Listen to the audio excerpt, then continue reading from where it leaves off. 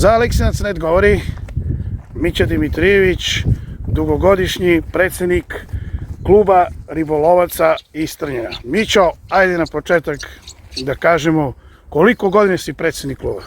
Dobro, jedno pitanje mimo protokola, verovali ili ne, ukupno do sada 42 godine.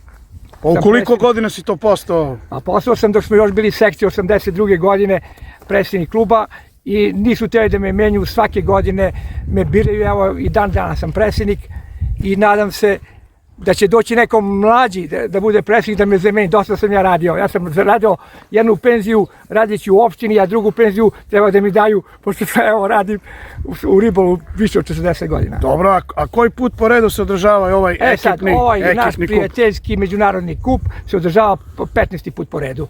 Jel si uvijek bio na Bovanskom jezeru? Uvijek je bio na Bovanskom jezeru jer je tu najbolje riba radi i najviše ima mjesta za pecanje i dobra je takmičarska staza. Odakle su došli kolege? Sad imamo kolege iz Ćićevca, imamo iz Niša, imamo iz Kladova, imamo iz Svrljiga, imamo iz Aleksinca, imamo i neke naše ekipe.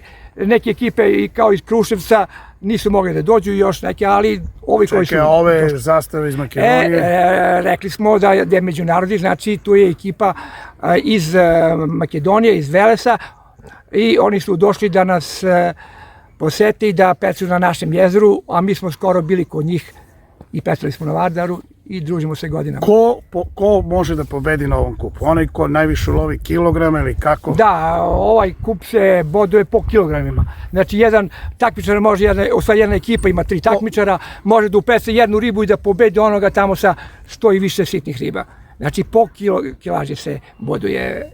I kad pobedi, šta onda? Pehar i medalje? Da, dobija prelaz, najbolja ekipa dobija prelazni pehar, dobija pehar u trajno vlasništvo, dobijaju zlatne medalje, dobijaju diplome, plus i ekipe za drugo i za treće mjesto dobijaju i kao i pojedinci, imamo najbolje pojedince na pisti, 3 pehara i imaju svi po 3 medalje u svakom sektoru. Mićo, mlađe osobe ili deca interesuju li se za ribolov? Pa imamo i malu školu ribolova koju radimo godinama, deca kako koja godina, mislim da je neko opade interesovanje, ovaj internet je čudo, pa se deca više manje njime, ali nadamo se da ćemo i ove godine uspjeti da okupimo decu i nekom kasnijem periodu da se vidimo ponovo na jezeru, da malo deca pecaju i da ih učimo ovom lepom sportu.